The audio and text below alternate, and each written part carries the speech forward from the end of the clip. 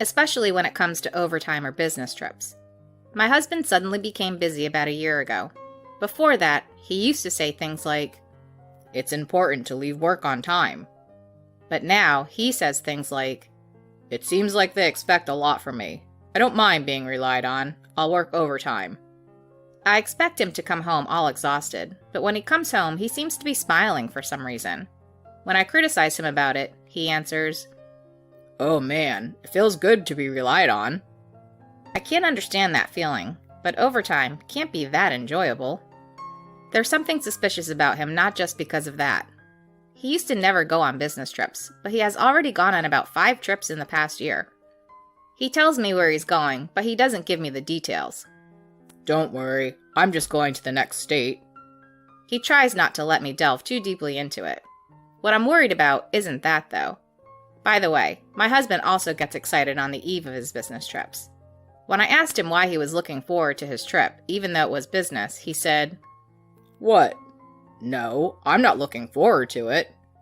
But he had the biggest smile on his face, even though he denied it. He doesn't seem to realize that he's bad at keeping secrets. I know my husband is hiding something, but that doesn't mean I'm going to investigate anything. Well, he'd probably end up accidentally telling me something himself. And since I'm a housewife, there's not much I can do even if I wanted him investigated. For now, I don't plan on asking anyone. Things will get messy if he finds out that I'm suspicious of him. I'm just sitting back and seeing how the whole thing unfolds. I don't know what will happen, but I definitely think my husband is guilty. Maybe evidence will come out from somewhere. I'll keep my eyes peeled while pretending to act normally. At first, I was just confused about many things, but with so much overtime and business trips, our relationship gradually started to suffer, and I'm getting angry that I'm being taken granted for. So I don't think I feel sad anymore. Instead, I feel angry and wonder what I should do when I find out my husband's true nature. My prediction was frighteningly accurate. I didn't confirm it or find evidence in my husband's pocket or anything. The cheating was exposed unexpectedly when he came home on time. He entered the living room with a happy face. "You're home early today." "Yeah, I got off work on time." "Isn't this the first time this week you've left on time?" "Actually, there's something I want to tell you, so I came home early." "Something you want to tell me?" I had no idea what my smiling husband was going to say, but as soon as I heard his next words, I was stunned. "My new girlfriend is pregnant, so I want a divorce." What? That was the only thing I could say. I didn't know what he meant exactly, but at this point, I knew for sure that he was cheating. Moreover, his mistress was pregnant.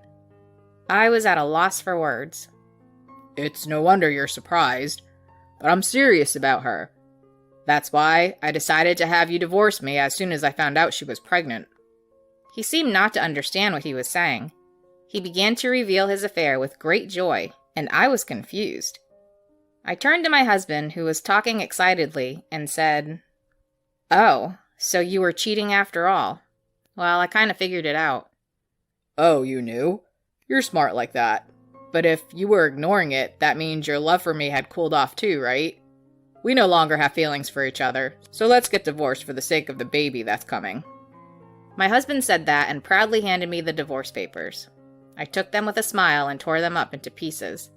At that moment, his smile disappeared, and he looked at me in utter surprise. "Huh? Wait, why did you tear it up? I only have that one copy." "Oh, so your partner is pregnant, huh? That's tough." "Right? That's why I have to be there for her and support her until she safely gives birth." "I understand how you feel, but I won't divorce you." "What? Upon hearing my thoughts, his smile from earlier disappeared, and he froze, turning pale. He didn't understand. "Why won't you give me a divorce? You understand how difficult it is for her, right?" "Yes, I do. It must be difficult to be pregnant with a married man's child. But what does that have to do with me?" "What do you mean?" "Well, single mothers may have a tough time, but she cheated with a married man, so she brought this upon herself." "Why are you saying that? The unborn baby will be fatherless. How sad is that?" My husband blamed and criticized me, but I responded, "I do feel bad for the baby. He or she will suffer because of your affair." And as I said that, my husband's face turned even paler. "No, Are you serious about not getting a divorce? Being together in this situation just makes everyone miserable. I know, but I won't divorce you. After all, what's in it for me by divorcing you? The cheaters will be happy and I'll just continue to be a victim. No thanks. I'm sorry for cheating. No need to lie. You were so happy with overtime and business trips, it was obvious you were cheating. But I let you do whatever you wanted for moments like this to teach you a lesson. I never planned on getting a divorce in the first place. Cheating or not, we're still married. You're kidding me. My husband was holding his head in his hands as I spoke. I wasn't going crazy from shock or anything. I just wanted to torment my cheating husband and play the part of a scary woman. I won't cry or anything, but I'll make the cheater suffer and regret it to the end. I won't just give up and cry myself to sleep. Our conversation ended there, and I haven't thought about what to do next yet, but I'm sure my husband will take some sort of action again. After our initial conversation, my husband asked me for a divorce several times, but I refused each time. Then he finally brought his mistress home one day. He didn't give me any notice, so I was surprised. Excuse us. She entered the living room with a pale face. She must have been really nervous. Oh, hi. I was also feeling flustered, and we awkwardly exchanged greetings. My husband was also nervous, like his mistress. Sorry for bringing her here suddenly, but I thought we needed to talk with all three of us. You won't seem to listen to me. Can we settle this today? He approached me with that kind of conversation. After thinking for a bit, I said, all right. But it was an answer after hearing his story. That's how I responded. The three of us then sat on the dining chairs and started discussing things with my husband in front of me and his girlfriend next to him. First, my husband spoke up. This is Ellie, my partner as we talked about, and as I mentioned, she is pregnant with my child. Hello, I'm Ellie. Sorry for intruding into your today. Hi. Well, it's not just the house you intruded, but anyway. I gave them a blow with my words, and they both looked pale. I thought I had to say what I had to say. It felt wrong to hold back. When his girlfriend heard my words, she fell silent. My husband hurried to stop me, saying, I know what you're trying to say, but please, don't say that kind of thing right now. Oh? Why not? Should I have said congratulations on your pregnancy? Well, if you ask me, it's not a celebration at all.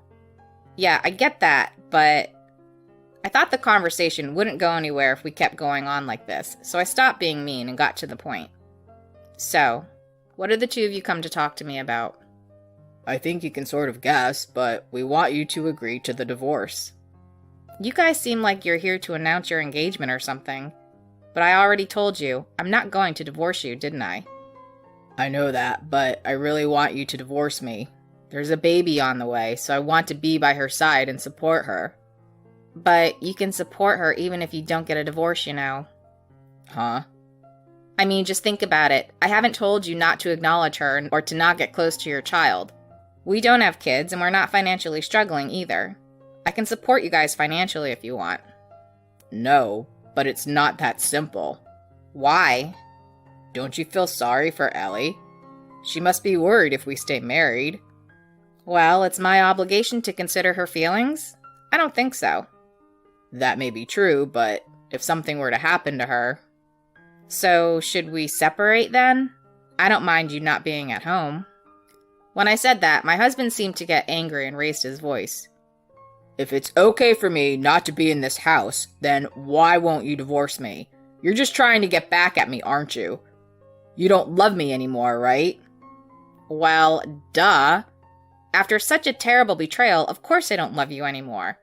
And to answer your question about whether I'm just trying to get back at you or not, the answer is yes. After doing something so terrible, why do I have to agree to a divorce so easily? Why do you think you deserve to be happy after doing such a horrible thing to me? When I said that coldly, Ellie interjected.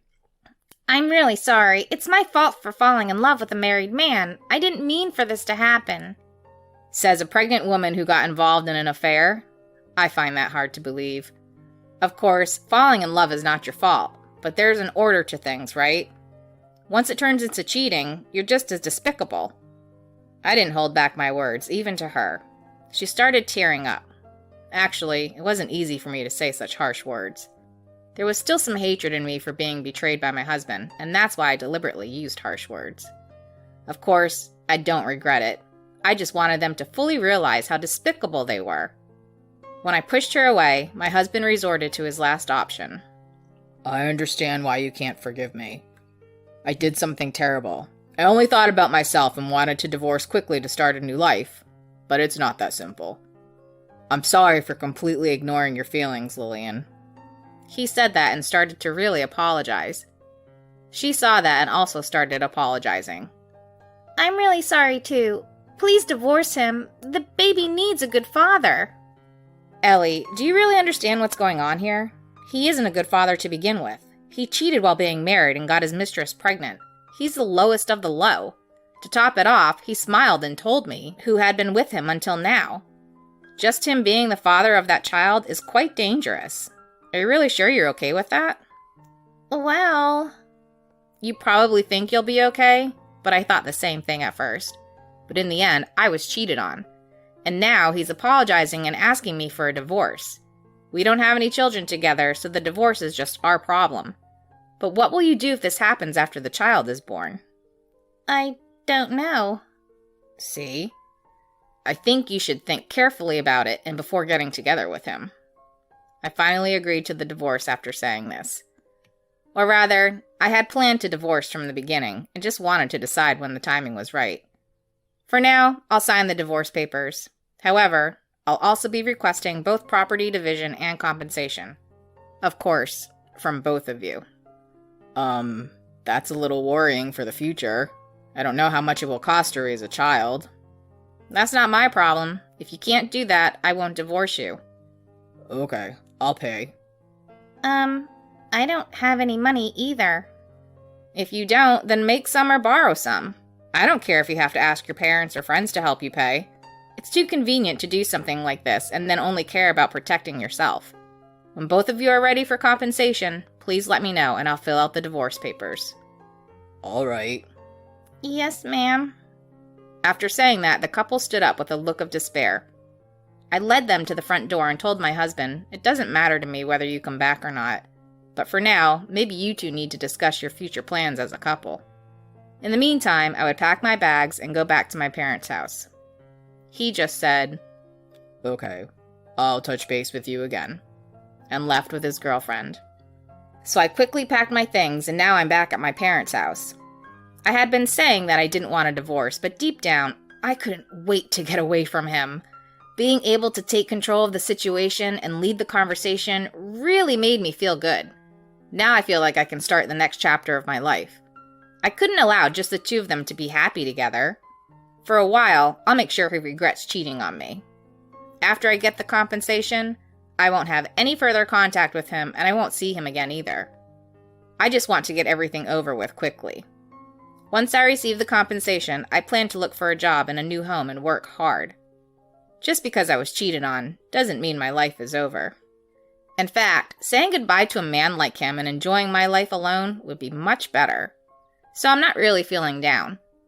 I was able to say everything I wanted to say to my husband and his girlfriend, and now I feel like I can move on without any regrets. I want to take my time for a while and think about my future and start over.